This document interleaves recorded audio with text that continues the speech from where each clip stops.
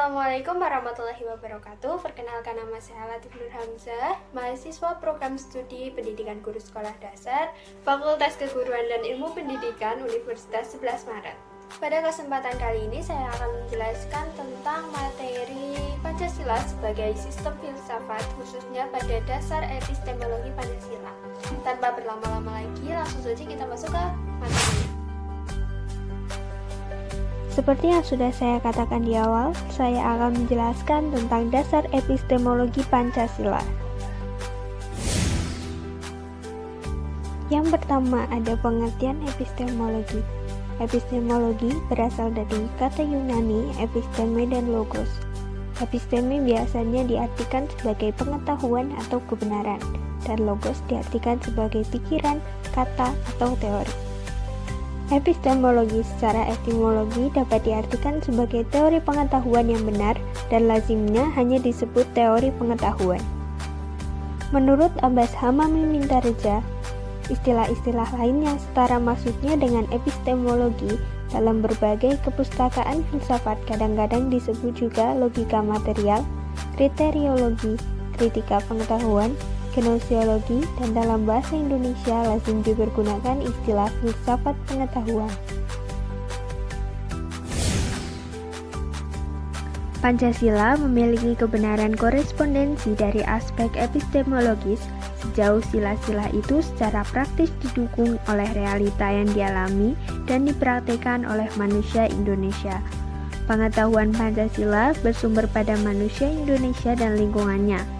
Pancasila dibangun dan berakar pada manusia Indonesia beserta seluruh suasana kebatinan yang dimiliki. Kaelan mengemukakan bahwa Pancasila merupakan pedoman atau dasar bagi bangsa Indonesia dalam memandang realitas alam semesta, manusia, masyarakat, bangsa, dan negara tentang makna hidup, serta sebagai dasar bagi manusia dalam menyelesaikan masalah yang dihadapi dalam hidup dan kehidupan.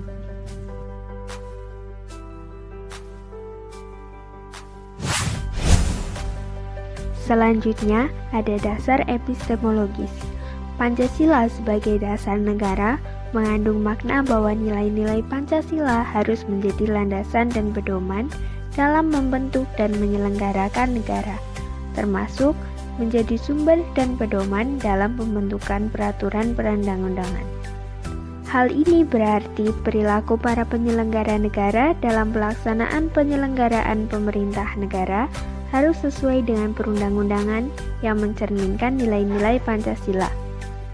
Apabila nilai-nilai Pancasila diamalkan secara konsisten, baik oleh penyelenggara negara maupun seluruh warga negara, maka akan terwujud tata kelola pemerintahan yang baik. Pada gilirannya, cita-cita dan tujuan negara dapat diwujudkan secara bertahap dan berkesinambungan. Yang selanjutnya, aliran epistemologis.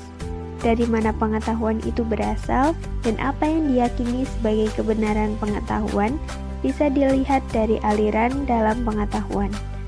Dari aliran-aliran ini tampak jelas perbedaan bagaimana pengetahuan itu berasal. Aliran-aliran tersebut adalah: yang pertama, rasionalisme. Aliran ini berpendapat bahwa sumber pengetahuan yang mencukupi dan yang dapat dipercaya adalah rasio atau akal. Hanya pengetahuan yang diperoleh melalui akal lah yang memenuhi syarat yang dituntut oleh sifat umum dan mutlak, yaitu syarat yang dipakai oleh semua pengetahuan ilmiah. Pengalaman hanya dapat dipakai untuk meneguhkan pengetahuan yang didapatkan oleh akal. Akal dapat menurunkan kebenaran daripada dirinya sendiri, yaitu atas dasar asas-asas pertama yang pasti. Metode yang diterapkan adalah deduktif.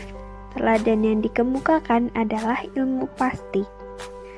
René Descartes membedakan 3 ide yang ada dalam diri manusia, yaitu innate idea adalah ide bawaan yang dibawa manusia sejak lahir. Adventitious idea adalah ide-ide yang berasal dari luar diri manusia. Dan factitious idea adalah ide-ide yang dihasilkan oleh pikiran itu sendiri. Aliran epistemologis yang kedua adalah aliran empirisme. Aliran ini berpendapat bahwa empiri atau pengalamanlah yang menjadi sumber pengetahuan, baik pengalaman yang batiniah maupun yang lahiriah. Akal bukan menjadi sumber pengetahuan, akan tetapi akal mendapat tugas untuk mengolah bahan-bahan yang diperoleh dari pengalaman. Metode yang diterapkan adalah induksi. Filsuf empirisme antara lain John Locke, David Hume, dan William James. David termasuk dalam empirisme radikal, menyatakan bahwa ide-ide dapat dikembalikan pada sensasi-sensasi atau rangsangan indera. Pengalaman merupakan ukuran terakhir dari kenyataan. William James menyatakan bahwa pernyataan tentang fakta adalah hubungan di antara benda-benda sama banyaknya dengan pengalaman khusus yang diperoleh secara langsung dengan indera.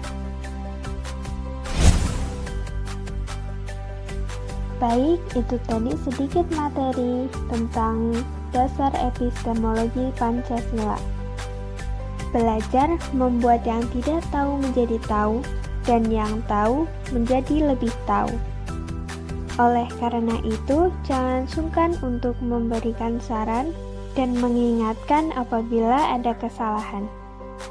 Sekian dari saya, mohon maaf apabila ada kekeliruan. Terima kasih banyak sudah menonton video ini hingga akhir. Wassalamualaikum warahmatullahi wabarakatuh.